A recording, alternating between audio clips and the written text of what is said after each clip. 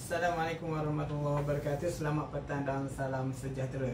Okey, pertama sekali saya Abikram. Okey, dan keperkaraan kami adalah membantu anda di luar sana yang sedang struggle untuk mendapatkan pekerjaan. Okey, selain daripada itu kami juga akan membimbing anda bagaimana cara yang betul, bagaimana teknik yang betul untuk menghantar resume kepada bakal majikan anda. Okey, jadi untuk petang ni saya nak kongsikan dengan anda review mengenai printer Epson L3110. Okey. Sejak COVID-19 melanda negara kita, okey, kita semua telah melalui fasa kehidupan normal baru, okey, yang mana hampir kebanyakan semua orang terpaksa bekerja dari rumah. Okey. Jadi, bila terpaksa bekerja dari rumah menyebabkan kita pun mungkin ada sesetengah yang terpaksa membeli printer sendiri untuk mencetak dokumen-dokumen yang penting serta sulit. Okey. Jadi untuk hari ini saya akan membuat review mengenai printer Epson L3110. Okey. Bila kita cakap mengenai printer Epson, sudah pastilah Epson ni printer dia dikenali dengan kepantasan mencetak. Okey, jadi printer yang saya buat review pada kali ini adalah dari family EcoTank. Okey, kenapa dia panggil EcoTank? Kerana printer ini menggunakan tangki luar, bukan menggunakan cartridge kat dalam yang macam printer tradisional biasa. Okey, jadi printer ni agak ringan. Okey, agak ringan dan saiz dia pun compact. Okey, compact, sangat sesuai untuk ruang persekitaran kerja yang kecil. Okey, kalau korang tengok perbandingan kertas A4, okey, sikit je lebihan. Nak cakap betapa kecilnya printer ni. Okey, kemudian dia menggunakan cartridge menggunakan dawat refill botol. Okey. Dan kesemua dawat refill botol ini menggunakan kod 003. Okey, kita ada yellow, cyan, magenta dan black. Okey, yang mana untuk black dia mampu mencetak sehingga 4500 helai. Okey. Dan untuk setiap satu refill color dia mampu mencetak sehingga 7500. Okey. Dan dia juga ada bagi kabel USB untuk printer dan power cord. Okey. Kemudian dia juga ada bagi CD-ROM untuk sambung kepada komputer untuk bagi komputer yang tidak support auto driver. Okey. Kemudian printer ni adalah jenis 3 dalam 1, yang mana dia mampu copy, scan dan print. Okey. Dan dia menggunakan tray belakang untuk memasukkan kertas. Okey. Tray belakang ni sangat simple, just tarik je dia punya ekor. Yang mana tray belakang ni mampu menampung sehingga 100 keping helaian A4 yang bersaiz 80 GSM. Okey. Kalau untuk kertas glossy premium, dia mampu menampung sehingga 20 helai sahaja. Okey. Kenapa glossy premium 20 sedangkan A4 100? Okey, sebab kebiasaan glossy premium dia punya grade ketebalan antara 120 hingga 200. Okey. Jadi kertas tu agak sedikit tebal. Okey, kemudian untuk tray output kat depan dia mampu menampung sehingga 30 helaian pada satu-satu mangsa. Okey. Tray ni bukan tray untuk letak kertas tapi untuk output. Okey. In, out, in, out. Okey. Okey, kalau tengok dekat dalam dia, seni binaan dia agak ringkas. Okey, korang boleh tengok dia punya kabel. Okey, kemudian yang tersembunyi kat dalam tu adalah dia punya print head. Dan kat depan ni macam biasalah dia punya tangki untuk letakkan dia punya ink. Dan pantang larang yang korang perlu tahu apabila menggunakan printer inktank, mana-mana printer yang menggunakan inktank, sama ada Canon, Brother, Okey, HP, Epson, korang tak boleh congik dia suka-suka hati. Okey, ataupun korang tak boleh pusing dia suka-suka hati macam ni. Sebab nanti dawat dia tumpah. Dia. Kalau tumpah menyebabkan leaking. Okey, leaking tu bocor lah. Bocor pada dalaman preheat menyebabkan printer tak dapat berfungsi dengan baik. Okey, jadi seterusnya apa yang diberitahu lah, Epson akan cover waranti selama 2 tahun atau sehingga 30,000 helaian cetakan atau mana-mana dahulu. Okey, dan Epson juga berbesar hati, dia meletakkan preheat di dalam waranti. Okey, sekiranya berlaku kerosakan pada preheat disebabkan oleh masalah teknikal yang berpunca daripada printer ataupun defect daripada kilang, korang boleh tukar secara percuma. Okey, tapi kalau rosak disebabkan kecuaian anda, senyum, kentut, buang dalam tong sampah. Okey, sebab kos untuk tukar preheat sama harga dengan membeli printer baru sebiji. Okey, jadi kelebihan printer, kelebihan printer ni ianya sangat compact. Okey, sangat compact, sangat ringan dan sesuai untuk diletakkan di ruangan kerja yang kecil. Okey, kemudian kemampuan mencetaknya juga agak pantas. Okey, bagi mood draft, ianya boleh mencetak sehingga 33 helaian seminit bagi cetakan berwarna hitam dan 15 helaian seminit dalam masa seminit bagi cetakan berwarna. Ni sekiranya anda menggunakan draft mode. Okey, sekiranya anda menggunakan mode biasa, okey, mode biasa ni print secara normal lah. 10 ppm. Okey, makna 10 helaian per minit bagi cetakan biasa dan 5 helaian bagi cetakan berwarna. Tu dalam tempoh seminit. Dan proses untuk dia keluar helaian yang pertama. Okey, bila letak helaian pertama yang nak print out, dia mengambil masa 10 saat sahaja. Okey, bagi saya tu agak pantas. Okey, ppm. Kemudian dia punya scan resolusi sehingga 600 kali 1200 dpi. Okey, tu maknanya dia agak sharp ya. Okey, jadi kualiti color yang di scan tu agak rich.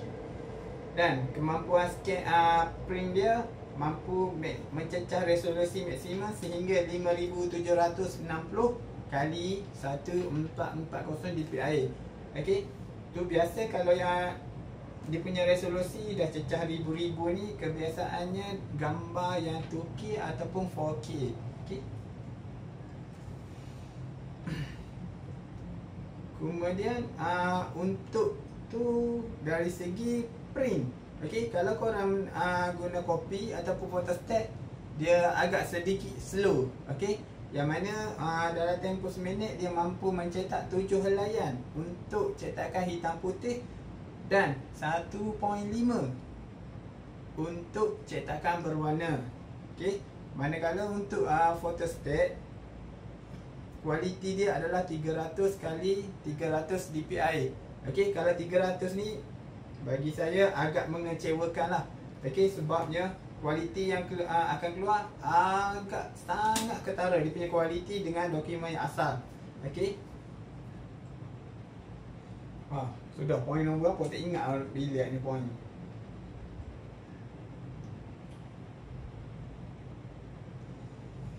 Okay. Kemudian kelebihan dia lagi bagi pengguna yang mencetak menggunakan kuantiti yang banyak, kuantiti yang maksimal. Okey, jadi printer ni sangat berbala untuk anda guna. Okey.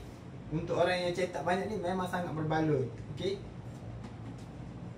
Ni kalau korang nak buat business printing pun, bagi saya sekejap 530 dah tempoh sebulan, 3 bulan tu dah boleh balik modal lah.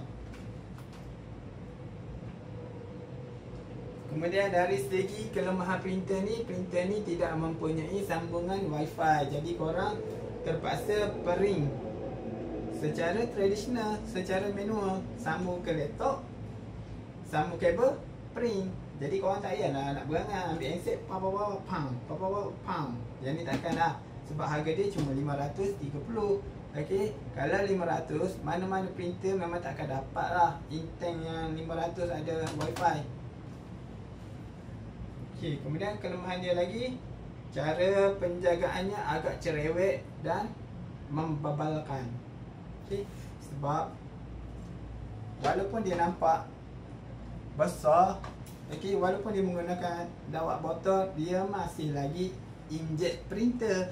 Okey, bila inkjet printer, dia menggunakan cecair, bukannya serbuk debu seperti yang digunakan oleh laser printer. Bila masih menggunakan cecair, untuk satu tempoh jangka masa yang panjang akan menyebabkan berlaku clog menyebabkan dia punya dawat tu beku kat dalam ni. Okey. Dan kalau anda kat jajaran print, contohlah 3 bulan sekali pun tak pernah guna, lama-lama dia akan keluar bubble kat dalam wayar. Okey, bubble ni adalah dia punya ruang udara. Okey. Benda tu kita boleh buat. Kalau nak repair boleh, tanpa dia tidak perlu melibatkan penukaran komponen ataupun spare part, cuma inject daripada atas. Tapi prosesnya amatlah leceh sebab terpaksa membuat berkali-kali.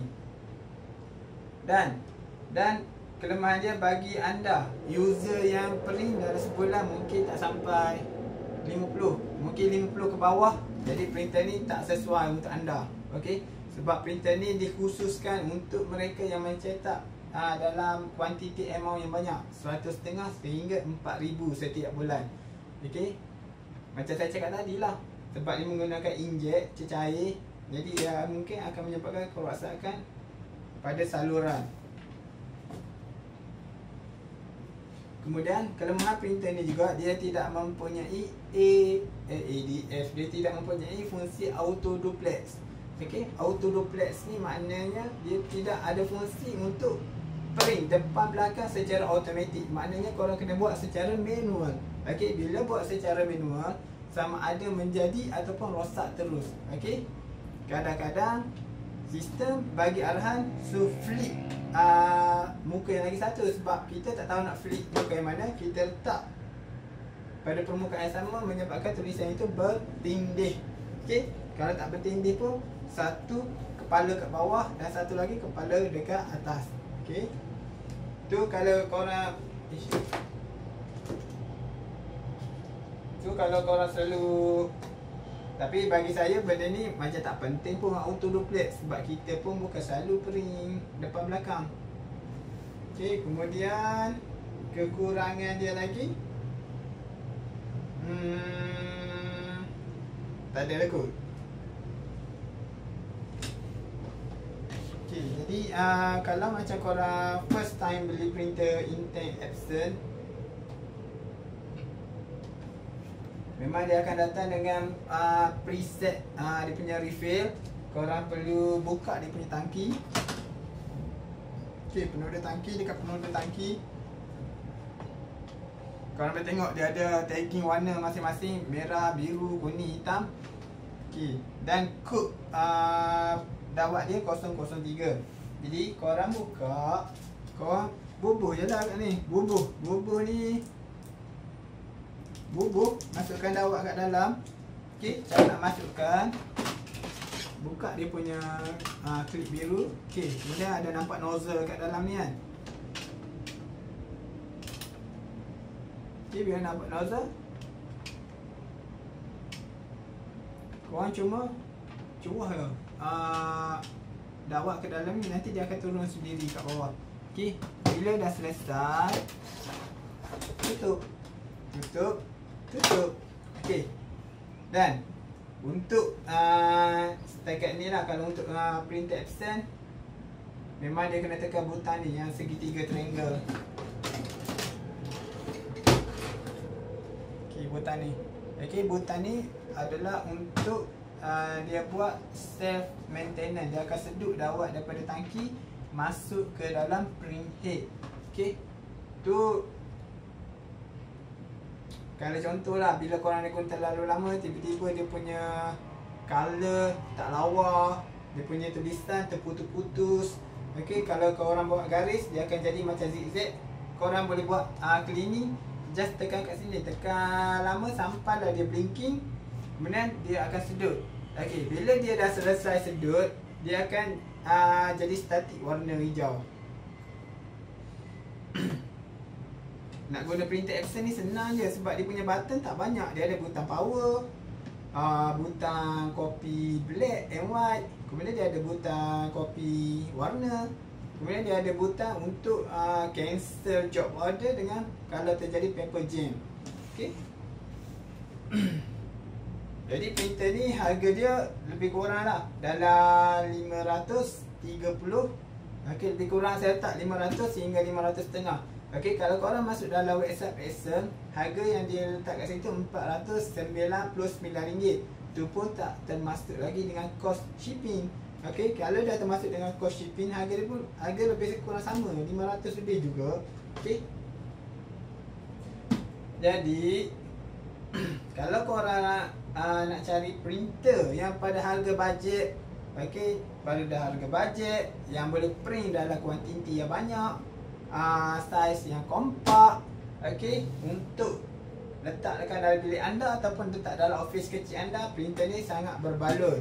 Okey, dengan kepantasan mencetaknya yang tinggi dan hasil kualiti cetakan berwarna yang rich. Okey. Saya cadangkan belilah printer ni. Okey. Kalau macam korang berminat nak beli, jangan pula korang PM saya sebab saya tak jual printer. Saya cuma jual perkhidmatan. Okey. Nanti saya akan masukkan link kedai Shopee untuk anda beli printer ni dekat sana. Okey, saya rasa cukup dulu setakat tu untuk hari ini. Okey. Nah, untuk masa-masa akan datang saya akan berkongsi lagi sama untuk masa-masa akan datang saya akan buat lagi review mengenai produk-produk yang mungkin kalau ada yang berminat nak bagi tajaan dekat saya akan buat pick review untuk mereka. Okey, kalau tak, kena tunggu saya pilih je lah produk mana-mana nanti. Okey.